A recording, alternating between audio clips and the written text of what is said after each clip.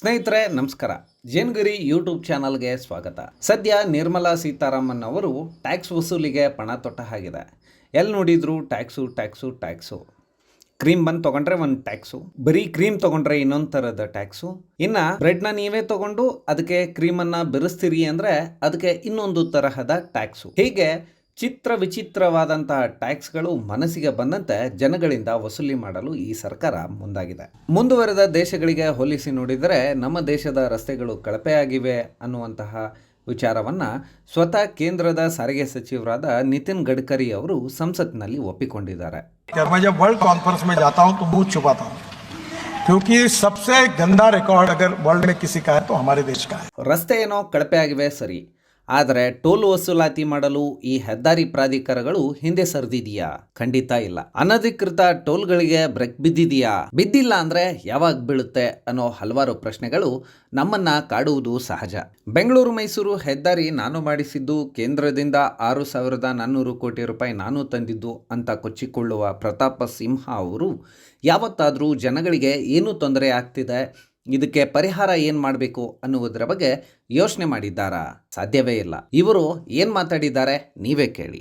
ಈಗ ಮೈಸೂರು ರಸ್ತೆ ಯಾವಾಗಲೂ ನ್ಯಾಷನಲ್ ಹೈವೇ ಆಗಿತ್ತು. ಹಾಸನ್ ರಸ್ತೆ ನ್ಯಾಷನಲ್ ಹೈವೇ ಆಯಿತು ರೀ. ಮೈಸೂರು ರಸ್ತೆ 2014 ವರೆಗೂ ನ್ಯಾಷನಲ್ ಹೈವೇ ಅಲ್ಲ, ಗೊತ್ತಾ ನಿಮಗೆ?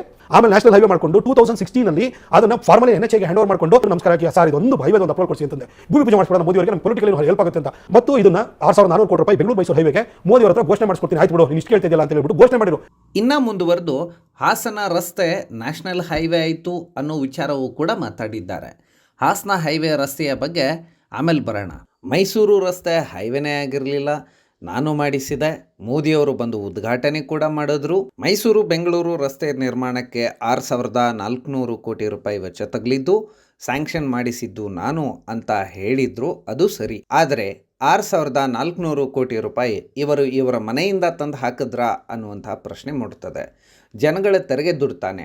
ಹಾಗಿದ್ರೆ ಜನಗಳಿಗೆ ನೀವು ಮಾಡಿದ ಕಾರ್ಯದಿಂದ ಎಷ್ಟು ಒಳಿತಾಗಿದೆ ಅಂತ ನೋಡೋಣ ಬನ್ನಿ. 210 ರೂಪಾಯಿ ಅಂತಣ ಮಂಡಿಕ ಎಲ್ಲಿಂದ ಕೊಡ್ಮಣ? ಮನೆ ಹಾಳಾಗೋಯ್ತದ ಇಂಥವ್ರನ್ನ ಮಡಿಕಂದ್ರ 310 ರೂಪಾಯಿ ಎಲ್ಲಿಂದ ಕೊಡೋದು ಸಾ ಹೇಳಿ. ಈಗ ನಾವ್ ಇಲ್ಲಿಂದ ಮಂಡ್ಯ ಹೋದ್ರೆ ಓನ್ಲಿ 40 ಕಿಲೋಮೀಟರ್ ಯೂಸ್ ಮಾಡ್ತೀವಿ ರೋಡು. 155 ರೂಪೀಸ್ ಒಂದ್ ಸೈಡ್ ಟೋಲ್ ಕಟ್ ಮಾಡ್ತಾ ಇದಾರಲ್ಲ. ಅಪ್ ಟು 60 ಕಿಲೋಮೀಟರ್ಸ್ ಅವ್ರು ಟೋಲ್ ತಗೊಳಂಗಿಲ್ಲ ಲೋಕಲ್ ಟ್ರಾವೆಲರ್ಸ್ಗೆ. Why they are charging? ಅದನ್ನ ಯಾಕೆ ಯಾರು ನೋಡೋರಿಲ್ಲ, ಕೇಳೋರಿಲ್ಲ? ಹೋಗ್ಬೇಕಾದ್ರೆ ಟೋಲು ಓಪನ್ ಆಯ್ತು ಸೆನ್ಸರ್ ಅಲ್ಲಿ, ನಾನು ಮುಂದೆ ಪಾಸ್ ಹೋಗೋದಕ್ಕೆ ಸಡನ್ಲಿ ಅದು ಬಿದ್ದೋಯ್ತು. ಬಿದ್ದು ಗಾಡಿ ಡ್ಯಾಮೇಜ್ ಆಯ್ತು. ಸರಿ ಆಯ್ತು ಅಂದ್ಬಿಟ್ಟು ಒಂದ್ಸರಿ ಏನೋ ಪ್ರಾಬ್ಲಮ್ ಇರ್ಬೋದು ಅಂತ ನಾನು ಸುಮ್ಮನಾದೆ. ತಿರ್ಗಾ ಮತ್ತೆ 2 ಸರಿ ಬೀಳ್ತಾ ಇದೆ, ಅದು ಓಪನ್ ಆಗುತ್ತೆ ಬಿದ್ದೋಯ್ತದೆ. ಅದು ಕ್ಲಿಯರೆನ್ಸ್ ಮಾಡ್ಕೊಂಡು ಅವರು ರೆಡಿ ಮಾಡ್ಕೊಂಡು ಆಮೇಲೆ ವೆಹಿಕಲ್ ಎಲ್ಲ ಬಿಡಬೇಕು. ಅವ್ರು ಅರ್ಧಂಬರ್ಧ ಮಾಡ್ಬಿಟ್ಟು ಈ ತರ ಡ್ಯಾಮೇಜ್ ಮಾಡ್ಬಿಟ್ರೆ ನಾವು ಆಫೀಸಲ್ಲಿ ನಾವೇನು ಆನ್ಸರ್ ಮಾಡ್ಬೇಕು ಹೇಳಿ? ಆಫೀಸ್ ರೋಡ್ ಏನಿದೆಯೋ ಅದರಲ್ಲಿ ಲೈಟ್ ಫೆಸಿಲಿಟೀಸ್ ಇಲ್ಲ, ರಾಬ್ರಿಗಳು ನಡೀತಾ ಇದೆ, ಆಮೇಲೆ ಬೇಲಿಗಳೆಲ್ಲ ಸರಿಯಾಗಿ ಇದಿಲ್ಲ, ಸೇಫ್ಟಿ ಇಲ್ಲ. ಸೊ ಇಂಥದ್ರಲ್ಲೂ ಈ ತರ ಟೋಲ್ ತಗೊಂತ ಇರೋದು ನನ್ನ ಪ್ರಕಾರ ತಪ್ಪೇ ಸರ್. ಈ ಮೈಸೂರು ಟೋಲ್ ಮಾಡಿರೋದೇ ಬೇಜಾರು ಸರ್. ಆಕ್ಚುಲಿ ಹೇಳ್ಬೇಕಂದ್ರೆ ನಮಗೆ ಹಳೆ ರೋಡ್ ಇದೆ, ನಮ್ಗೆ ಖುಷಿ ಇತ್ತು ಸರ್, ಆರಾಮಾಗಿ ನಾವು ಓಡಾಡ್ತಾ ಇದ್ವಿ. ಇದಿಷ್ಟು ಮೈಸೂರು ಬೆಂಗಳೂರು ಹೆದ್ದಾರಿಯ ಕತೆ. ಆದರೆ ಬೆಂಗಳೂರು ಹಾಸನ ಹೈವೇ ಕತೆ ಇನ್ನೊಂದು ತರಹ. ಮೊನ್ನೆಯಷ್ಟೇ ಹಾಸನ ಜಿಲ್ಲೆಯ ಬೈರಾಪುರ ತಾಲೂಕಿನ ಚೌಲುಗೆರೆ ಗ್ರಾಮದ ಬಳಿ ರಾಷ್ಟ್ರೀಯ ಹೆದ್ದಾರಿ 75 ಹೆದ್ದಾರಿ ಪ್ರಾಧಿಕಾರದಿಂದ ಟೋಲ್ ಸುಂಕ ವಸೂಲಾತಿಗೆ ಸಿದ್ಧತೆ ನಡೆಸಿತ್ತು. ಆದ್ರೆ ಇಲ್ಲಿ ವಿಚಿತ್ರ ಏನಂದ್ರೆ ಇನ್ನೂ ರಸ್ತೆ ಪೂರ್ಣಗೊಂಡಿಲ್ಲ, ಹೆದ್ದಾರಿ ಪ್ರಾಧಿಕಾರ ಟೋಲ್ ಸುಂಕ ವಸೂಲಿಗೆ ಸಿದ್ಧತೆಯನ್ನ ನಡೆಸಿತ್ತು. ಇದನ್ನ ಗಮನಿಸಿದ ಜನರು ಆಕ್ರೋಶವನ್ನ ಕೂಡ ವ್ಯಕ್ತಪಡಿಸಿದ್ರು. ನಂತರ ಕರ್ನಾಟಕ ರಕ್ಷಣಾ ವೇದಿಕೆ, ಶೆಟ್ಟಿಯವರ ಬಣ ಸೇರಿ ಹಲವು ಸಂಘಟನೆಗಳು ಹೆದ್ದಾರಿ ಪ್ರಾಧಿಕಾರ ಮಾಡುತ್ತಿರುವುದು ತಪ್ಪು, ಇದರಿಂದ ಜನರಿಗೆ ತೊಂದರೆಯಾಗಲಿದೆ ಎಂದು ಪ್ರತಿಭಟನೆಗೆ ಇಳಿದವು. ನಂತರ ಎಚ್ಚೆತ್ತ ಜಿಲ್ಲಾಡಳಿತ DC ಮೇಡಮ್ ಅದೇನೋ ಅಗ್ರಿಮೆಂಟ್ ಇದೆಯೋ ಅದನ್ನು ಕೊಡಿ ಎಂದು ಮುಖ್ಯವಾದ ಸಭೆಯಲ್ಲಿ ಕೇಳಿದಾಗ ಪ್ರಾಧಿಕಾರದವರು ಈಗಿಲ್ಲ ತಂದುಕೊಡ್ತೀವಿ ಅಂದಿದ್ದಾರೆ. ಅವರು ತಂದುಕೊಟ್ಟ ನಂತರ ಅದನ್ನು ಪರಿಶೀಲನೆ ಮಾಡಿ ಇದೇ DC ಮೇಡಮ್ ಅವರು ಕೂಡ ಹೀಗಿದೆ ನೋಡ್ರಪ್ಪ ಅಂತ ಇಲ್ಲಿ ಪ್ರತಿಭಟನೆ ಮಾಡಿದವರಿಗೆ ಹೇಳಲಿದ್ದಾರೆ.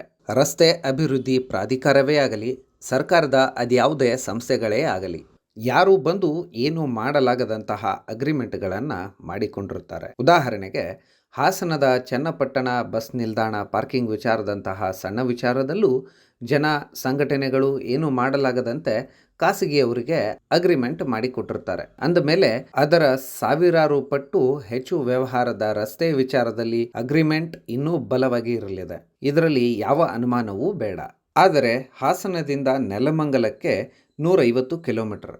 60 ಕಿಲೋಮೀಟರ್ ಅಂತರಕ್ಕೆ ಒಂದು ಟೋಲ್, ಅಂದರೆ ಹೆಚ್ಚೆಂದರೆ 3 ಟೋಲ್ ಇರಬೇಕಿತ್ತು.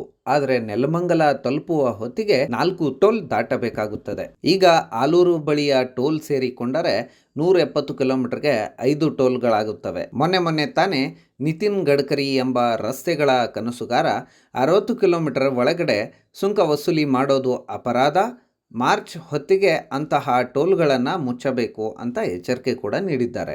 ಈಗ ಸುಂಕ ವಸೂಲಾತಿಗೆ ಸಜ್ಜಾದ ಈ ಟೋಲ್ ಶುರುವಾಗುವ ಮುನ್ನವೇ ಮುಚ್ಚಬೇಕಾಗುತ್ತದೆ. ಇದರಲ್ಲಿ ರಾಜ್ಯ ಸರ್ಕಾರದ ಪಾತ್ರವೂ ಮುಖ್ಯವಾಗಿರುತ್ತೆ. ಹೆಚ್ಚುವರಿ ಟೋಲ್ ಸುಂಕ ವಸೂಲಾತಿ ಸೇರಿದಂತೆ ಅನಧಿಕೃತವಾಗಿ ತೆರೆದುಕೊಂಡ ಟೋಲ್ಗಳನ್ನು ಮುಚ್ಚಿಸಬೇಕಾಗಿದೆ. ರಾಜ್ಯ ಸರ್ಕಾರ ಮನಸ್ಸು ಮಾಡಿದರೆ ಇದಕ್ಕೆ ಕಡಿವಾಣ ಹಾಕಬಹುದು. ಇಲ್ಲ, ಇದು ರಾಜ್ಯ ಸರ್ಕಾರದ ಕೆಳಗಡೆ ಬರುವುದೇ ಇಲ್ಲ. ಇದರಲ್ಲಿ ಕೇಂದ್ರ ಸರ್ಕಾರವೇ ನಿರ್ಣಯ ತೆಗೆದುಕೊಳ್ಳಬೇಕು ಎನ್ನುವುದಾದರೆ, ಈ ಹಿಂದೆ ಪಂಜಾಬಿನ ಮುಖ್ಯಮಂತ್ರಿಯಾದ ಭಗವಂತ್ ಮಾನ್ ಸರ್ಕಾರವು ಅನಧಿಕೃತ ಟೋಲ್ಗಳನ್ನು ಮುಚ್ಚಿಸಿದೆ. ಆ ಮಾದರಿಯನ್ನು ನಮ್ಮ ರಾಜ್ಯ ಸರ್ಕಾರ ಅನುಸರಿಸಿದರೆ ಇದಕ್ಕೆ ಬ್ರೇಕ್ ಹಾಕುವುದು ಕಷ್ಟದ ಮಾತೇನಲ್ಲ. ಸ್ನೇಹಿತರೆ, ಒಟ್ಟಾರೆಯಾಗಿ ಜನಹಿತಕ್ಕಾಗಿ ಕೆಲಸ ಮಾಡಬೇಕಾದ ಸರ್ಕಾರಗಳು ಜನರ ಸಮಸ್ಯೆಗಳನ್ನು ನಿರ್ಲಕ್ಷಿಸುತ್ತಿವೆ ಅನ್ನುವಂತಹದಕ್ಕೆ ಇದಿಷ್ಟು ಉದಾಹರಣೆಯಾಗಿದೆ. ಇದಿಷ್ಟು ಈ ಹೊತ್ತಿನ ವರದಿ. ನೀವಿನ್ನೂ ಜೇನುಗಿರಿ ಯೂಟ್ಯೂಬ್ ಚಾನಲ್ನ ಸಬ್ಸ್ಕ್ರೈಬ್ ಮಾಡಿಲ್ಲ ಅಂದರೆ ಸಬ್ಸ್ಕ್ರೈಬ್ ಮಾಡ್ಕೊಳ್ಳಿ. ಹಾಗೆ ನಾವು ಹಾಕುವ ಪ್ರತಿ ವಿಡಿಯೋ ನಿಮಗೆ ಮೊದಲು ತಲುಪಲು ಬೆಲ್ ಐಕಾನ್ನ ಪ್ರೆಸ್ ಮಾಡೋದು ಮರಿಬೇಡಿ.